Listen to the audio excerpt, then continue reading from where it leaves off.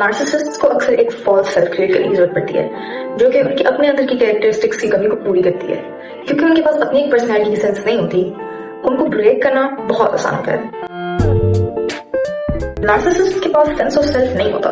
वो जैसे भी दिखना चाहते हैं, जैसे भी बनना चाहते हैं, वो उनकी फॉल्स सेल्फ में नजर आती है। ये चीज उन्हें क्रिएट की होती है क्योंकि अंदर से वो इतने फ्रेजाइल होते हैं कि वो किसी भी वक्त ब्रेक हो सकते हैं। ये ओवर इन्फ्लेटेड ईगो इसलिए क्योंकि उनके अंदर एक इंफीरियरिटी कॉम्प्लेक्स है और वो कुछ भी करेंगे आपसे अपनी असली शक्ल छुपाने के लिए, क्योंकि वो बहुत अशेम्ड हैं।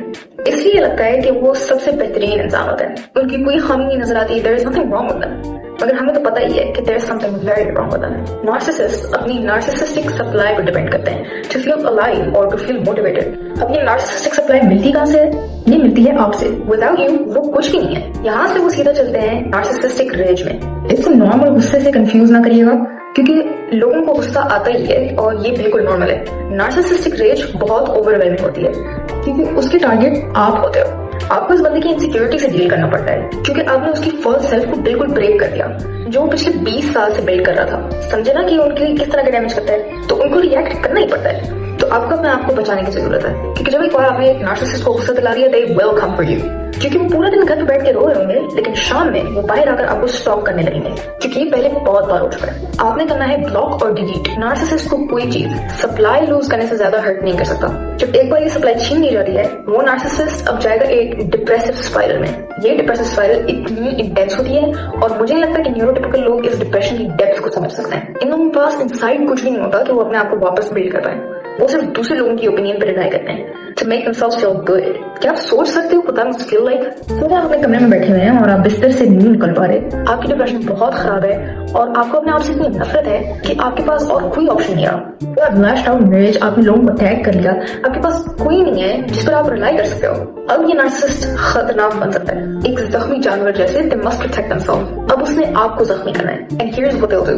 सबसे पहली चीज है स्मीयर कैंपेन। वो जितने लोग वो जानते हैं उन सबके पास जाएंगे और वो आपके बारे में सबसे वर्स्ट चीजें बोलेंगे। वो अपनी हर कोशिश करेंगे आपकी सेल्फ इमेज को खराब करने के लिए। वो कोशिश करेंगे कि आपकी नौकरी चली जाए, वो कोशिश करेंगे कि आपके बच्चे आपसे छीन लिए जाए। वो आपसे हर एक तरीके से बदला लेंगे।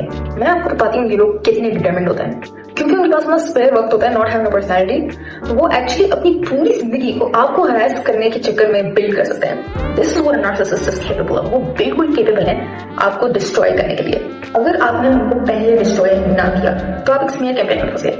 वो आपके बारे में हॉरिबल चीजें कहते हैं। अब आपने अपनी रेपुटेशन बचानी है, मगर जब आप ये कर रहे होंगे, पता है वो नार्सिसिस्ट क्या कर रहा है? वो अभी भी घर पे बैठा रो रहा है, मगर दे लाइक कि you are getting a little bit of what they are feeling. अब this is where you need to get real smart. इस मसले से निकलने के लिए you need to use charm and destroy the narcissist forever. मैं suggest करती हूँ कि आप इस नार्सिसिस्ट के आसपास जितने लोग हैं उन्हें बिफ्रेंड कर लें।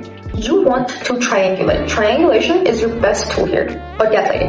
अगर आप इस लेवल पे जाकर एक नार्सिसिस्ट से डील कर रहे हैं, मतलब सबसे हाईएस्ट लेवल का toxic narcissist, there's not really many people like this, thank God। इस लेवल की toxicity is like off the charts insane और ये बहुत कॉमन नहीं है। अपने आप लोगों के पास जाना है और show them your best self.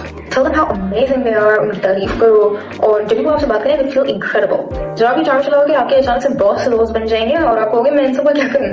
This is a real problem। You need to make the narcissist look crazy। और ये ज्यादा मुश्किल नहीं है, ऑब्वियसली आपको तो पता ही है कि वो बिल्कुल पागल है, मगर हमने ये काम एक वाइड स्केल पे करना है। उस नार्सिसिस्ट पे कौन यकीन करेगा जब वो बोलेगा कि आपने उसके पग कुत्ते को मार दिया? आप तो एनिमल शेल्टर पे वॉलंटियर करते हो। ये दोनों बातें अलाइन नहीं हो सकती।